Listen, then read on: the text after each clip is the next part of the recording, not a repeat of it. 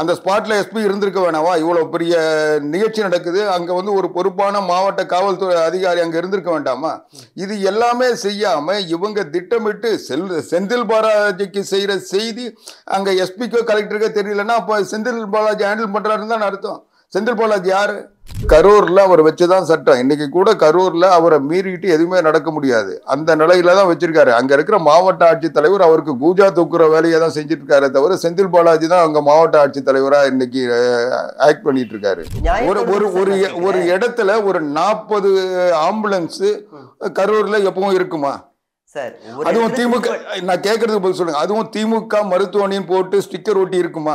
இன்னைக்கு கள்ளக்குறிச்சி சம்பவத்துக்கு வந்து எட்டியே பார்க்காத, இதுவரைக்கும் போய் பார்க்காத முதலமைச்சர் ஸ்டாலின் அங்க ராத்திரியில தூக்கம் இல்லாம ஓடுறாரு. எப்படி செந்தில் பாலாஜி கைது செய்யப்பட்ட போது மருத்துவமனைக்கு ஓமந்தூரார் மருத்துவமனைக்கு அடுத்த ராத்திரியில போய் நின்னாங்களோ அதே மாதிரி இன்னைக்கு வந்து அடுத்த ராத்திரி ஆக ரெண்டுக்கும் ஏதோ ஒரு கோயின்சைடு ஆகிறதா எனக்கு தெரியுது. இவர் என்னவோ ஒரு விஐபி மாதிரி வந்து பார்த்துட்டு போட்டோ ஷூட் எடுத்துட்டு போறாருன்னா அப்போ செந்தில் பாலாஜிக்கு வந்து இன்ஸ்ட்ரக்ஷன் கொடுத்துட்டு அவர் போறாருன்னு தான் அர்த்தம். இது வந்து என்னால ஏத்துக்கவே முடியல சார்.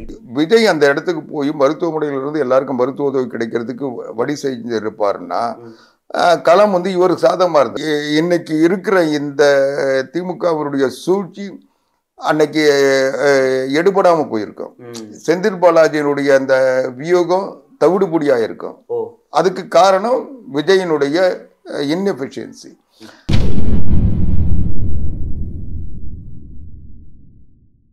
நியூஸ்7 நேயர்களுக்கு வணக்கம். சிஎம் 2026 நிகழ்ச்சிக்கு உங்களை வரவேற்கிறேன். இன்றைய நமது சிறப்பு விருந்தினர் அனைத்து இந்திய அண்ணா திராவிட முன்னேற்ற கழகத்தின் செய்தி தொடர்பாளர் திரு ஆவடி குமார் அவர்கள்.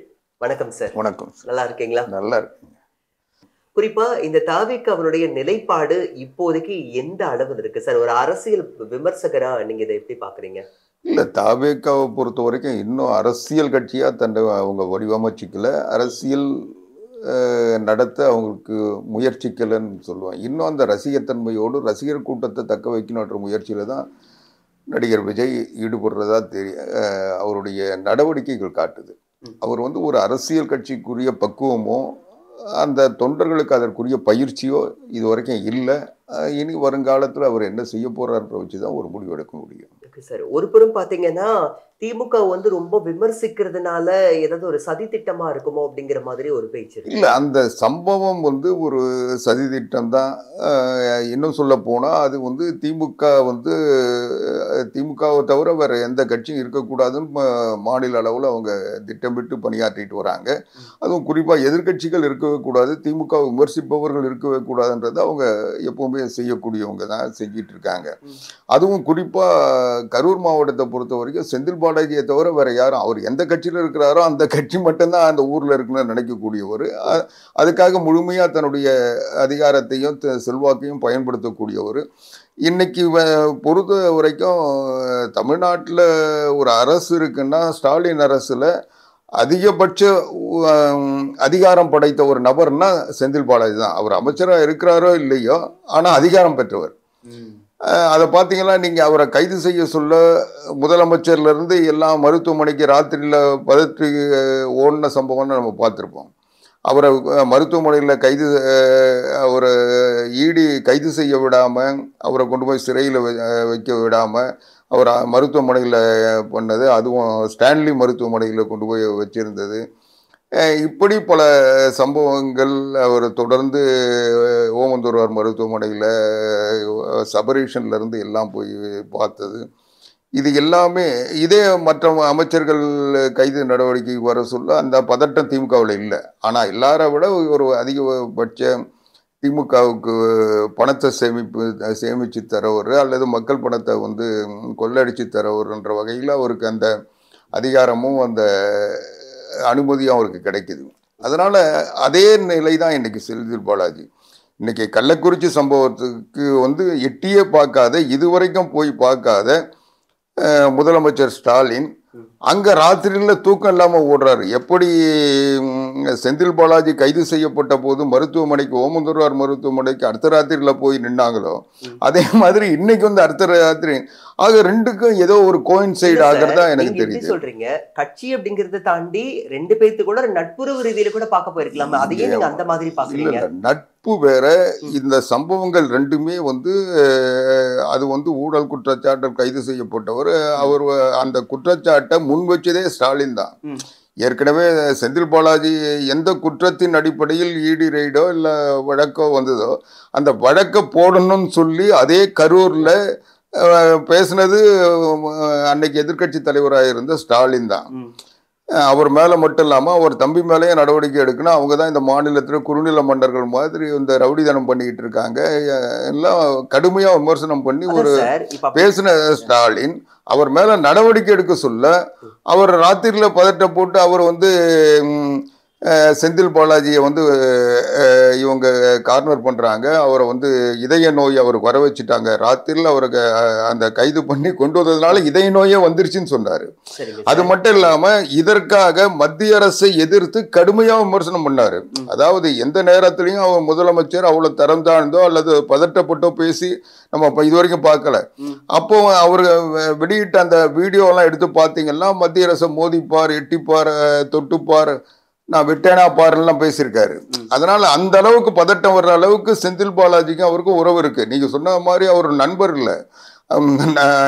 ஒரு 2-3 ஆண்டுக்கு முன்னால அவர் கடுமையான எதிரியா வந்து முதலமைச்சரால் ஸ்டாலினால் சித்தரிக்கப்பட்டவர்.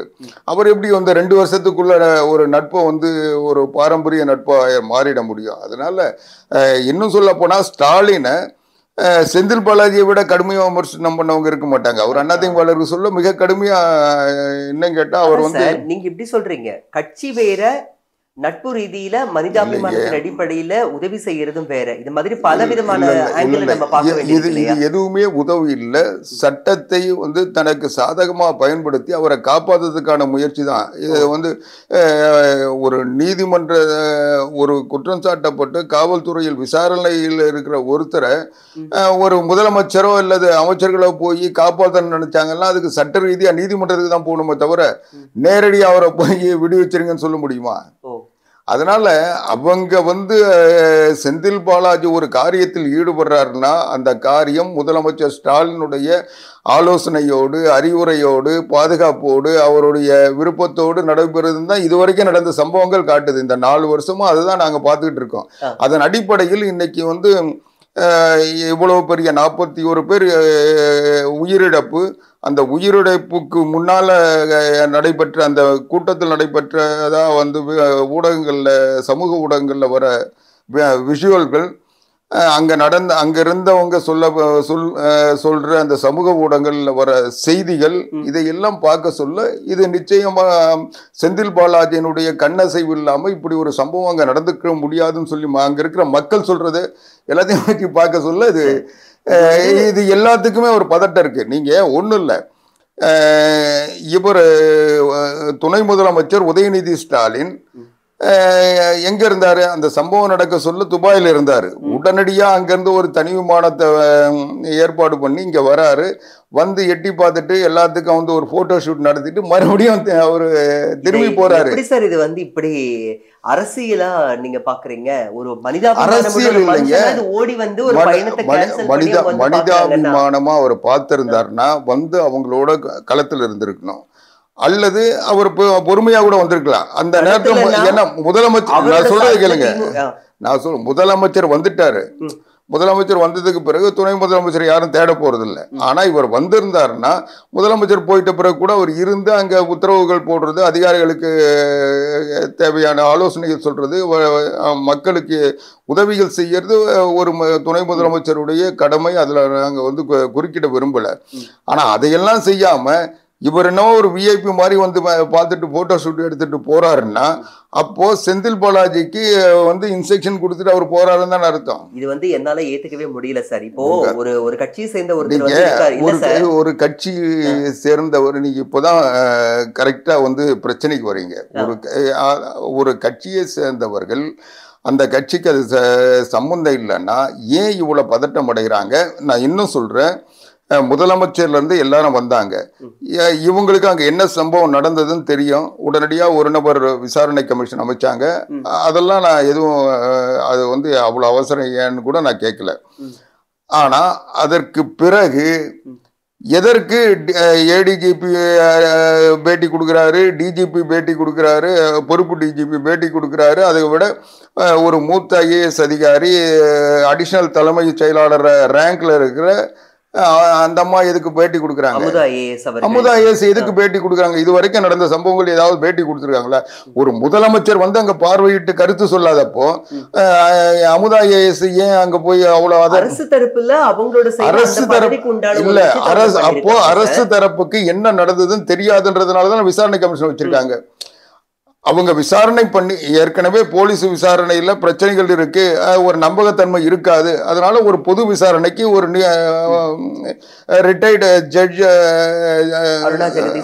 அந்த அம்மாவை வச்சு ஒரு விசாரணை வச்சுட்டீங்க.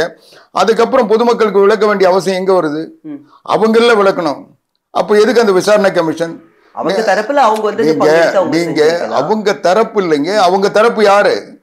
அவங்க தரப்பு இன்னைக்கு வந்து திமுக தாவேக்கா தான் ரெண்டு தரப்பு. இது பிரச்சனைக்கு காரணம் தாவேக்காவனுடைய தவறா அல்லது அங்க வந்து அவங்க சொல்ற மாதிரி இவங்க ஆள் இல்லாத ஆம்புலன்ஸ் அனுப்புனது, அங்க இருக்கிற செந்தில் பாலாஜி ஆட்கள் உள்ள நுழைஞ்சு கலவரம் பண்ணது அப்படின்னு அவங்க சொல்றது உண்மையா?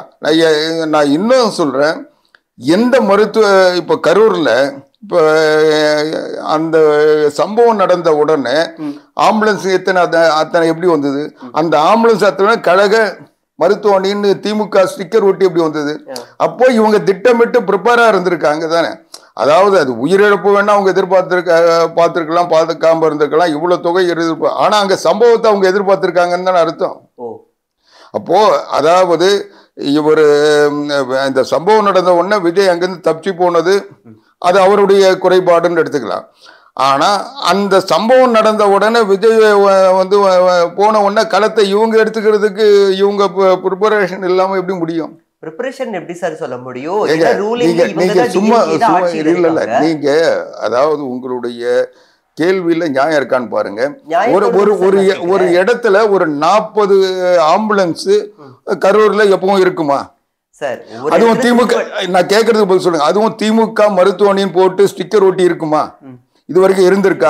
இந்த கேள்வி நான் வந்து நான் ஏத்துக்கிறேன். ஆனா ஆம்புலன்ஸ் பொதுவான ஆம்புலன்ஸ்னா இல்லைங்க, பொதுவான ஆம்புலன்ஸ்னா பிரச்சனை இல்லை. இப்போ அந்த பொதுவான ஆம்புலன்ஸ்ல கூட நான் ஒரு அம்மா வீடியோவில் வெளியிட்டு இருந்தாங்க, அதை பார்த்தேன்.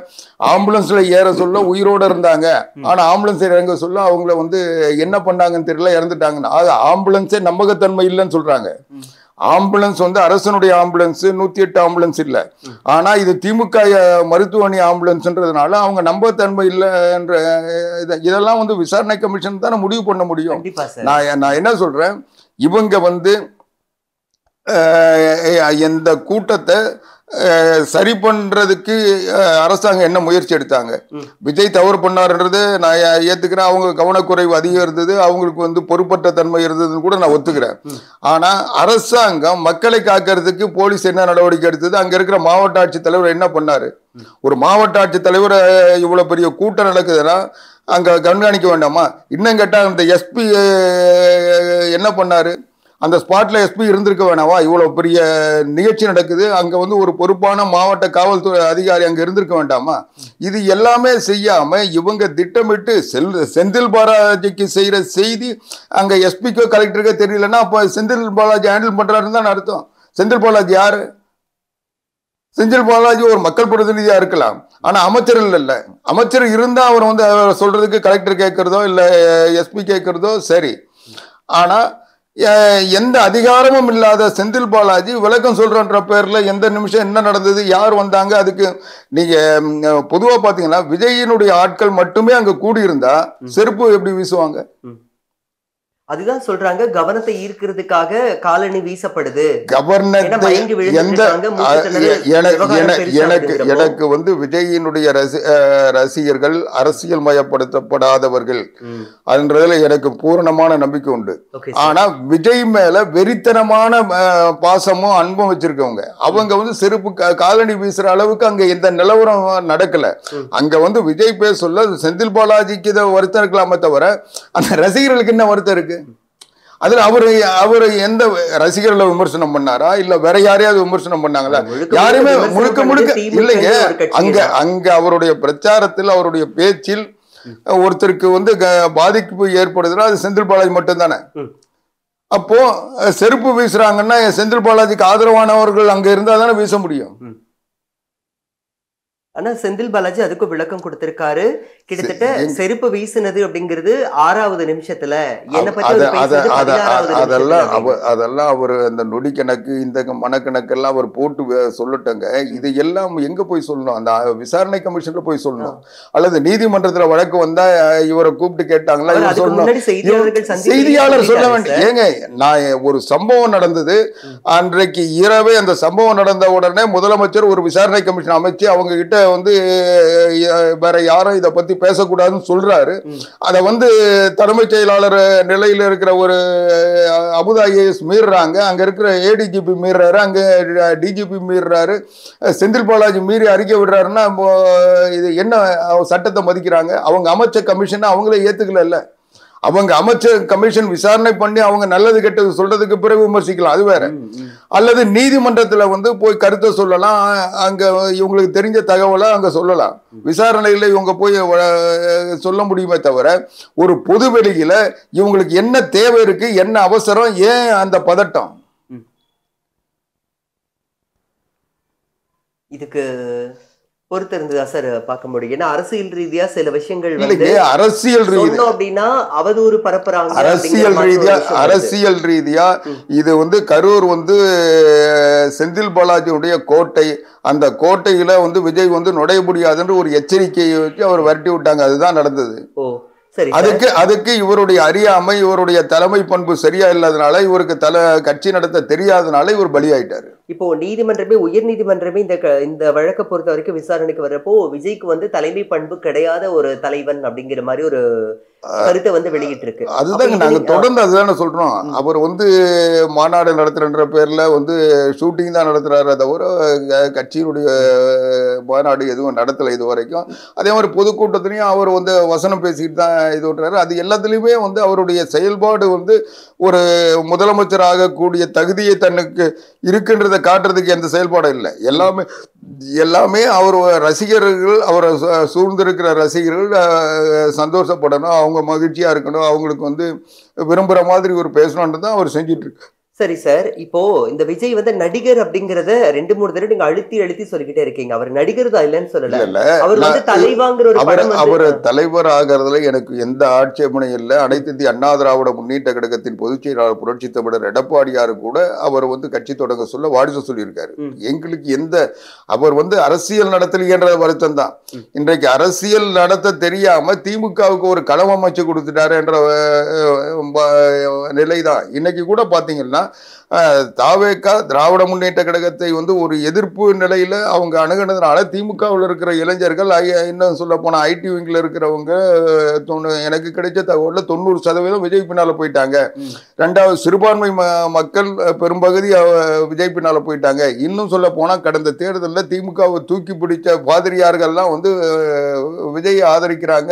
அதனால திமுக தன்னுடைய அடித்தளத்தையே இழந்திருக்கு. இந்த தேர்தலில் வந்து விஜயினுடைய வரவு திமுகவுக்கு மிகப்பெரிய பின்னடைவை உருவாக்குன்றது ஏற்கனவே அனைத்து இந்திய அண்ணா திராவிட முன்னேற்ற கழகத்தினுடைய எழுச்சி, புரட்சி தமிழர் எடப்பாடியாருடைய நான் முடிச்சிடுறேன் மக்கள் பயணம், இதனுடைய விளைவா திமுக வந்து திமுக விட அண்ணா திமுக பலமா இருக்கு, அண்ணா திமுகவோட மக்கள் ஆதரவு இருக்குன்றது இன்றைக்கு உளவுத்துறை அந்த செய்திகள்லாம் உங்களுக்கு ஏற்கனவே தெரிவிச்சிட்டு இருக்க நேரத்துல விஜயும் தன்னுடைய பயணத்தை தொடங்கி இந்த இருக்கிற மக்களையும், அவர் திமுக வயப்பட்ட மக்களையும் அவர் தன்மயப்படுத்திட்டார்னா நம்முடைய அடித்தளம் சரிஞ்சு போச்சுன்ற பயத்துல அவங்க பதட்டத்துல அவருடைய பயணத்தை தடுக்கணும்னு முயற்சி பண்ணாங்க.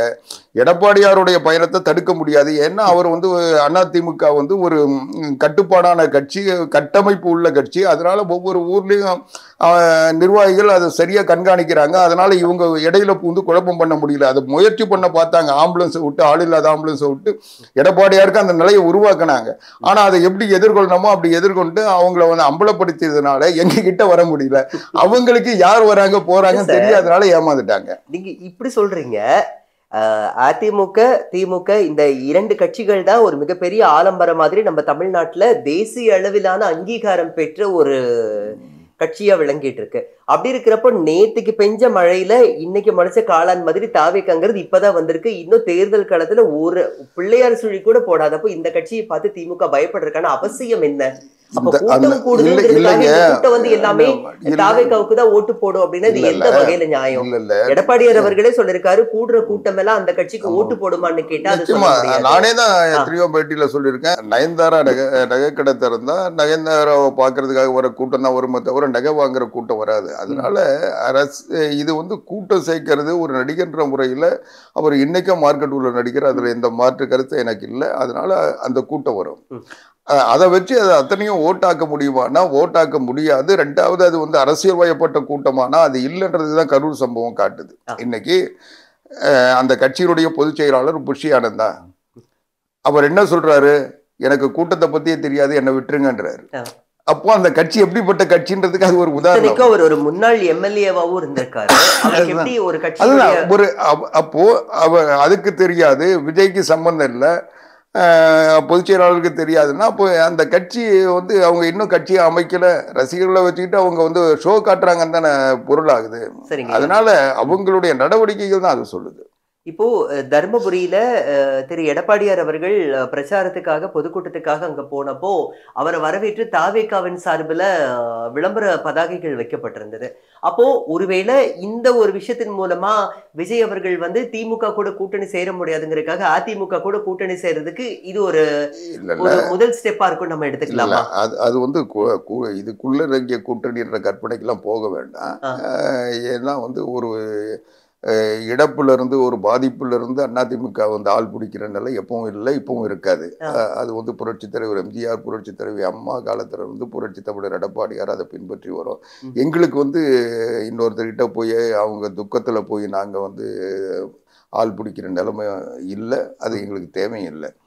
ஆனா தாவேக்காவுக்கு இன்னைக்கு இருக்கிற சூழ்நிலையில திமுக வந்து நேரடியா தாவேக்காவை தாக்க ஆரம்பிச்சுட்டாங்க.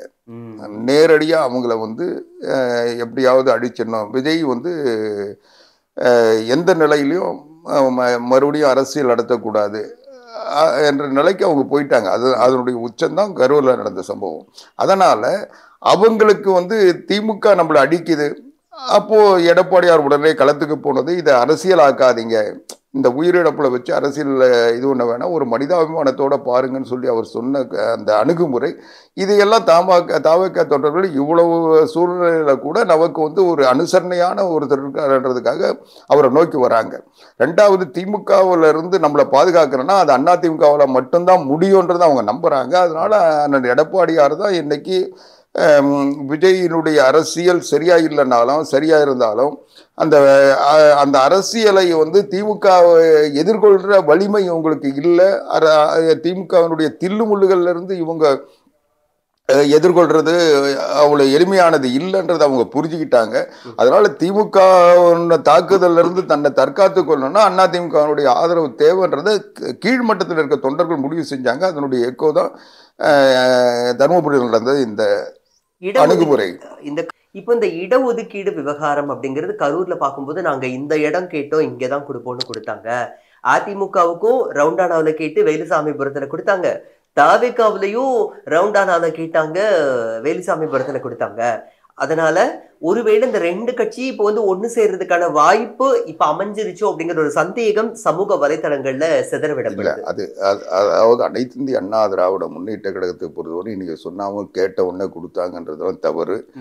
அங்கேயும் அனைத்து இந்திய அண்ணா திராவிட முன்னேற்ற கழகத்தின் மாவட்ட செயலாளர் முன்னாள் அமைச்சர் எம்ஆர் விஜயபாஸ்கர் நீதிமன்றத்துக்கு போய் தான் இடத்துக்கு அனுமதி வாங்கினார். எடப்பாடியாருக்கே தமிழ்நாட்டில் எல்லா இடங்களிலும் ஓரளவுக்கு எந்த சிக்கனம் இல்லாமல் இடம் தேர்வு செய்ய முடிஞ்சுது. ஆனால் கரூரில் பொறுத்த வரைக்கும் செந்தில் பாலாஜியினுடைய நெருக்குதலில் அங்கே இருக்கிற மாவட்ட ஆட்சித்தலைவரும் மாவட்ட காவல்துறை கண்காணிப்பாளரும் இருக்கிறதுனால அவங்க அவ்வளோ எளிமையாக இலகுவாக எங்களுக்கு அனுமதி தரலை. நீதிமன்றத்துக்கு போய் தான் அந்த அனுமதியை வாங்கி எடப்பாடியாரை அந்த நிகழ்ச்சியில் கலந்துக்கிட்டார்.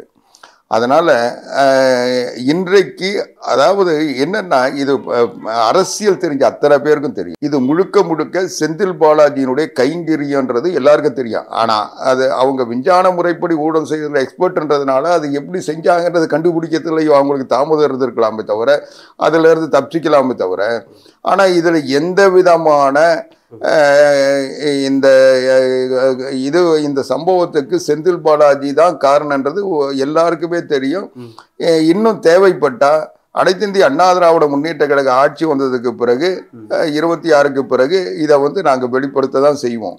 அதனால கண்டுபிடிக்கப்பட நிச்சயமா இன்னைக்கு எத்தனை இவங்க மறைச்சாலும் அது நிச்சயமா ஒரு நாள் வெளியே வரும். அது வேற. செந்தில் பாலாஜியை பொறுத்த வரைக்கும் சட்டங்களுக்கு அப்பாற்பட்ட ஒரு ஜாம்பவானா தன்னை வடிவமைச்சுக்கிறாரு. அவர் கரூர்ல அவர் வச்சுதான் சட்டம். இன்னைக்கு கூட கரூர்ல அவரை மீறிட்டு எதுவுமே நடக்க முடியாது. அந்த நிலையில தான் வச்சிருக்காரு. அங்க இருக்கிற மாவட்ட ஆட்சித்தலைவர் அவருக்கு கூஜா தூக்குற வேலையை தான் செஞ்சுட்டு இருக்காரு தவிர செந்தில் பாலாஜி தான் அங்க மாவட்ட ஆட்சித்தலைவரா இன்னைக்கு ஆக்ட் பண்ணிட்டு இருக்காரு. அவர் கண்ணசைவா தான் காவல்துறை கண்காணிப்பாளர். அவர் ஏடிஜிபி வர்றாருன்னா ஏடிஜிபியினுடைய உறவினர் அங்க கண்காணிப்பாளராக இருக்கிறாரு. ஆக திட்டமிட்டு அவங்க திமுக ஆட்சியை தாங்கி பிடிக்கிற இந்த ஸ்டாலின் குடும்ப ஆட்சியை எஸ்டாப்ளிஷ் பண்ற அந்த கும்பல் தான் இன்னைக்கு கரூர்ல ஆதிக்கம் செலுத்திக்கிட்டு இருக்கு. கரூர்ல ஏதோ திமுகவை தவிர அவர் எந்த கட்சியும் இருக்கக்கூடாதுன்ற ஒரு மனநிலையில செந்தில் பாலாஜியை வச்சுக்கிட்டு இன்னைக்கு ஸ்டாலின் செஞ்சிட்டு இருக்காரு. அது எல்லாம் முறியடிக்கிற நிலையை எடப்பாடியாருடைய பயணம் அங்க காட்டுச்சு. அந்த எழுச்சி அந்த செந்தில் பாலாஜிக்கு ஒரு பின்னடைவு வந்தது. இன்னும் சொல்ல போனால் அவங்க நடத்துகிற முப்பெரும் விழாவில் வராத கூட்டம் எடப்பாடியாருக்கு வர சொல்லியும் விஜய் வர சொல்லியும் வருது. சிலர் சொல்கிறாங்க விஜய்க்கு அதிகமான கூட்டம் வந்தது என்று. விஜய்க்கு அதிகமான கூட்டம் வந்தால் அவர் அந்த மாவட்டம் முழுக்க ஒருங்கிணைச்சார். ஆனால் அந்த மாவட்டத்தில் 3 இடத்துல இதே மாதிரி கூட்டத்தை எடப்பாடியார் காட்டினார். அந்த மாவட்டத்தில் 3 தொகுதியில் போக சொல்ல அந்த 3 தொகுதி கூட்டத்தையே சேர்த்து பாருங்க, 45,000 பேருக்கு 50,000 பேர் இருப்பாங்க. ஆனா இவர் ஒரு கூட்டத்தில் 27,000 30,000 சொல்றாங்க. அப்போ அந்த மாவட்டம் முழுக்க 50,000 பேரை திரட்டினது எடப்பாடியார். அதனால இவங்க விஜயை வச்சுக்கிட்டு ஒரு பக்கம் அதிமுக பலகீனப்படுத்துறது, எடப்பாடியாருடைய பயணத்தை திசை திருப்புறது பண்ணி பார்த்தாங்க. இவங்க ஆம்புலன்ஸ் அரசியல் நம்ம அதிமுக கூட்டத்தில் பண்ண பார்த்தாங்க. நாங்கள் விழிச்சுக்கிட்டதுனால அங்கே இருக்கிறவங்க எல்லாம் யார் வந்தாலும் தெரியுன்றதுனால எங்ககிட்ட ஒன்றும் பண்ண முடியல. பண்ண முயற்சி பண்ணி என்னென்னமோ பண்ணி பார்த்தாங்க.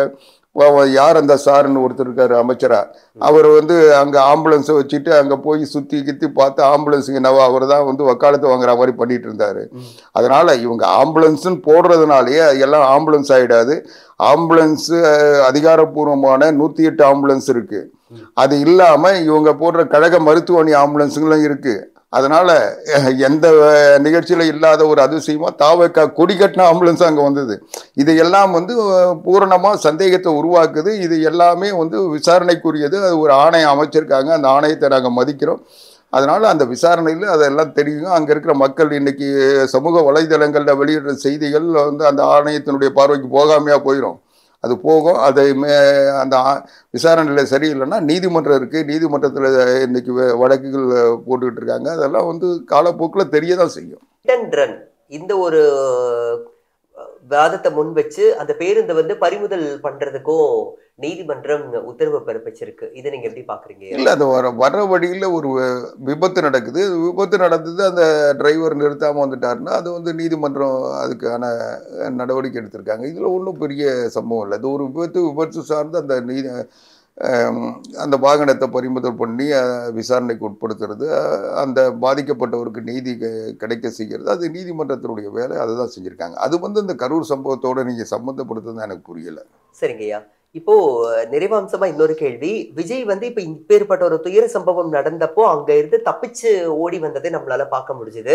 செய்தியாளர்கள் வந்து கேள்வி கேட்டதுக்கு பதில் சொல்லாமையும் பொறுப்பு இல்லாமையும் நிக்காம போனதை நம்மளால பார்க்க முடிஞ்சது. இப்ப என்னோட கேள்வி என்ன அப்படின்னா, இப்பேற்பட்ட ஒரு இக்கட்டான ஒரு இடியாப்ப சிக்கல்ல மாட்டிட்டு இருக்கிற விஜய் இனிமேல பாத்தீங்கன்னா ஏதாவது ஒரு கட்சி கூட கூட்டணி வச்சால் மட்டும்தான் இனி அரசியல் பிரவேசம் வந்து இருக்கும் அப்படிங்கிற மாதிரி சொல்லப்படுது. இதை நீங்க எப்படி பாக்குறீங்க?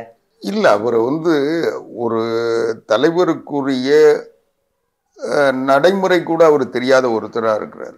இப்போ நீங்க விஜய் வந்து அந்த இடத்துல இருந்து போனதுனால தான் அந்த இடத்துக்கு உடனே முதலமைச்சர் போகணுன்ற எண்ணம் வந்தது. செந்தில் பாலாஜி உடனே அந்த இடத்த வந்து இவங்க ஆக்கிரமிச்சாங்க. விஜய் அந்த இடத்துக்கு போய் மருத்துவமனையிலிருந்து எல்லாருக்கும் மருத்துவ உதவி கிடைக்கிறதுக்கு வழி செஞ்சிருப்பாருன்னா களம் வந்து இவருக்கு சாதகமா இருந்திருக்கும். இவருக்கு வந்து அந்த இன்னைக்கு இருக்கிற இந்த திமுகவுடைய சூழ்ச்சி அன்னைக்கு எடுபடாம போயிருக்கும். செந்தில் பாலாஜியினுடைய அந்த வியோகம் தவிடுபடியா இருக்கும். அதுக்கு காரணம் விஜயினுடைய இன்எஃபிஷியன்சி. அதே சமயம் எடப்பாடியார் வந்து ஒரு சரியான தலைவராக இருந்ததுனால தான் அடுத்த நாள் காலையில் சென்னையிலிருந்து உடனே அங்கே ஸ்பாட்டுக்கு போகிறாரு. அங்கே எல்லாரையும் பார்த்து ஆறுதல் சொல்கிறாரு. தேவையான நடவடிக்கைகள் எடுக்கணும்னு சொல்லி சம்மந்தப்பட்டவங்களுக்கு அறிவுறுத்துறாரு. இதை வந்து அரசியலாக்காதீங்க, இதை வந்து ஒரு மனிதாபிமான அடிப்படையில் அணுகுங்கன்னு சொல்லி யாரையோ குற்றம் சொல்றதா நினைச்சுக்கிட்டு நீங்க வந்து மக்களை வந்து காப்பாற்ற மறந்துடாதீங்கன்னு சொல்லி அவர் பெருந்தன்மையா சொல்லிட்டு வந்தார். இது வரவேற்க தகுந்த ஒரு விஷயம் சார். இப்போ நீதிமன்றமே சொல்லியிருக்கு, இனிமேல இந்த பிரச்சனை முடிகிற வரைக்கும் எந்த ஒரு கட்சிக்கும் பிரச்சார பொதுக்கூட்டம் நடத்துறதுக்கு வந்து அனுமதி வழங்கக்கூடாது. அதே மாதிரி இதுக்கு முன்னாடியே வந்து பர்மிஷன் வாங்கிட்டாங்கன்னா அவங்களுக்கு கொடுத்துக்கலாம் அப்படிங்கிற ஒரு விஷயத்தை வந்து நீதிமன்றம் சொல்லியிருக்கு. அதுதான் அப்போ அதிமுக வந்து தன்னுடைய பிரச்சார பொதுக்கூட்டத்தை நடத்தும் இல்லையா? அதிமுகவின் சார்பில் பொதுச் செயலாளர் புரட்சி தமிழர் எடப்பாடியார் ஏறத்தாழ 165 தொகுதிகளில் எங்க பிரச்சாரத்தை முடிச்சுட்டாங்க. இன்னும் ஒரு 60-65 தொகுதிகள் தான் போக வேண்டிய இடம். அதனால எங்களுக்கு எந்த பாதிப்பும் இல்லை. ஆனா இது வந்து நீங்க நீதிமன்றம் சொல்றதா அவங்க இப்ப சொன்னா கூட நீதிமன்றத்தை சொல்ல வச்சது யாருன்னா இந்த அரசாங்கம். நீங்க என்ன இவங்களே வழக்கு தொடுக்கிறாங்க. அந்த வழக்குல அரசு வழக்கறிஞர் என்ன சொல்றாரு, இந்த வழிகாட்டுதல் வகுக்கிறோன்னு அவரே உத்தரவாதம் தர்றாரு. அதன் அடிப்படையில் நீதிமன்றம் சொல்றாங்க. ஆக இவங்க இன்றைக்கு எடப்பாடியாருடைய எழுச்சி பயணத்திற்கு பிறகு மக்களை மீட்போம், தமிழகத்தை காப்போம்னு இன்னைக்கு அவர் தொடங்கின இந்த பயணம் வெற்றிகரமா இன்னைக்கு தமிழ்நாட்டில் ஒரு 1/3 பகுதி தவிர மற்ற இடங்கள்லாம் வெற்றிகரமாக முடிச்சாச்சு. இதை தடுக்க முடியல. இன்னைக்கு வந்து மக்கள் எடப்பாடியாரோட இணைஞ்சிருக்கிறாங்க. மக்களுக்கு ஒரு ஆதரவான தலைவராக, மக்களுடைய உணர்வுகளை உள்வாங்கிய தலைவராக, மக்களோடு இணக்கமாக பணியாற்றுகின்ற தலைவராக, மக்களுக்கான தலைவராக எடப்பாடியார் இன்றைக்கு இருக்கிறார்ன்றதை இன்றைக்கு நிரூபிக்கப்பட்ட ஒன்றாய் போச்சு. இன்னைக்கு எல்லாருமே எதிரிகள் கூட திமுகவினுடைய உளவுத்துறை உள்பட அவங்களுடைய வியூக வகுப்பாளர் உள்பட எல்லாருமே அதை உணர்ந்துட்டாங்க. இப்போ இந்த எழுச்சியிலிருந்து தடுக்கிறதுக்கான முயற்சியை விஜயனுடைய பயணத்தை ஒரு கருவியா பயன்படுத்தினாங்க. இந்த எந்த ஆம்புலன்ஸை வச்சு எடப்பாடியாருடைய பயணத்தை தடுக்க முயற்சி பண்ணாங்களோ அந்த ஆம்புலன்ஸை வச்சு விஜயனுடைய பயணத்தை தடுத்துட்டாங்க. அதுதான் நடந்தது. என்னை பொறுத்த வரைக்கும் என்னுடைய அரசியல் பார்வையில் அதுதான் எனக்கு தெரியுது. ஆக இதை தடுத்துட்டாங்க.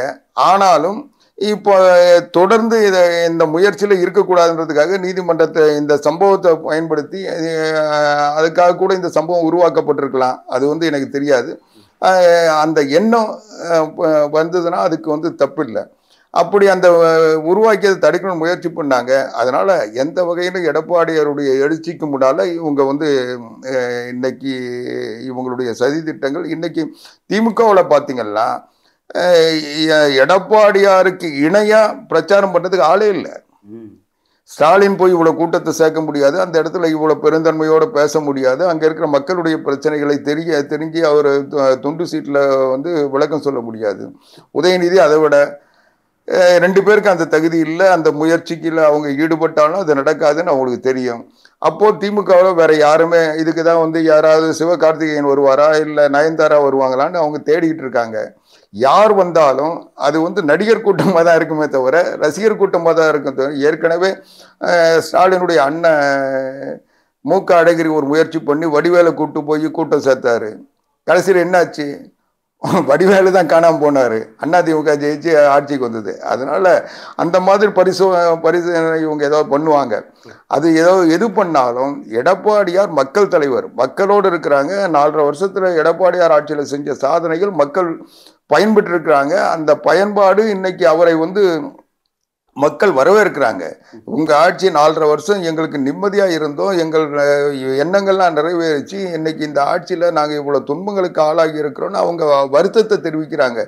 எப்போ இந்த ஆட்சி ஒழியும், எடப்பாடியார் எப்போ முதலமைச்சர் ஆவார்னு எதிர்பார்த்துட்டு இன்னைக்கு அவர் கூட்டத்துக்கு வராங்க, அவர்கிட்ட சொல்றாங்க. அதனால எடப்பாடியாருடைய 2026 எடப்பாடியார் முதலமைச்சராக ஆவதை தடுக்கின்ற சக்தி ஸ்டாலினுக்கு இல்லை. என்னைக்கு தேர்தல் வந்தாலும் எடப்பாடியார் தான் முதலமைச்சர். இது ஸ்டாலினுக்கு எல்லாரை விட நல்லா தெரியும். அதனால அவங்க எப்படியாவது குழப்பத்தை உருவாக்கி கொந்தளிப்பை உருவாக்கி ஆட்சிக்கு வந்துட முடியும்னு அவங்க முயற்சி பண்றாங்க. அதுல இன்னைக்கு விஜய் பலியாயிட்டாரு. திமுகவை பொறுத்தவரை ஸ்டாலினுடைய அப்பா கருணாநிதியே புரட்சி தலைவர் எம்ஜிஆர் 1972 கட்சி ஆரம்பிக்க சொல்ல அவரையே கொலை பண்ண முயற்சி பண்ணவங்க தான்.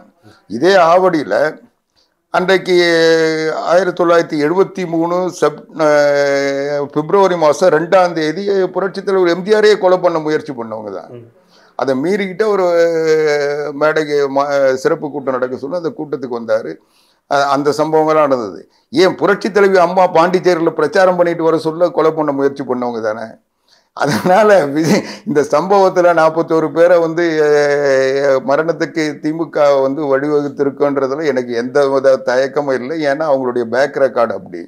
அதனால விஜயனுடைய எழுச்சியை தடுக்கிறதுக்கு அல்லது விஜய் திமுக வாக்கு வங்கியை வந்து சிதைக்கிறார் என்றதுனால விஜயை வந்து அரசியல் நடவடிக்கையிலிருந்து தடுக்கிறதுக்கு அவங்க எது வேணா செய்வாங்க. அது இதை செஞ்சிருக்காங்கன்னு ஜனங்க பேசி. இப்போ விஜய் அவர்கள் வந்து இந்த தாவேகா கட்சியின் மூலமா இப்பேற்பட்ட ஒரு துயர சம்பவம் இந்த ஒரு தாவேகாவுடைய கூட்டத்துல நடந்திருக்கு. எதிர்வரக்கூடிய 2026 தேர்தலில் வந்து எந்த அளவுக்கு மக்களுடைய அந்த வரவேற்பு இல்ல ஒரு நகர்வு வந்து தாவேகா மேல இருக்கும்னு நினைக்கிறீங்க? உங்களோட பார்வையை பொறுத்த மட்டும். தாவேகா முதல்ல மக்களை எப்படி அணுகுறது தான் அதுவே பிரச்சனை. இன்னைக்கு பொறுத்த வரைக்கும் தாவேகா மக்களை நல்வழிப்படுத்த வேணாம், மக்களை சந்திப்பதற்குரிய பாதையே இல்லாத ஒரு முட்டு சந்தில் போய் நிற்கிறதா தான் நான் பார்க்குறேன். ஏன்னா அவங்க வந்து விஜயை தவிர வேறு யாரும் மக்களை ஈர்க்கின்ற அல்லது மக்களோடு பேசுகின்ற தலைவர் இல்லை. ஒரு கட்சி ஒரு நபர் மட்டுமே ஒரு கட்சியை உருவாக்கிட முடியாது.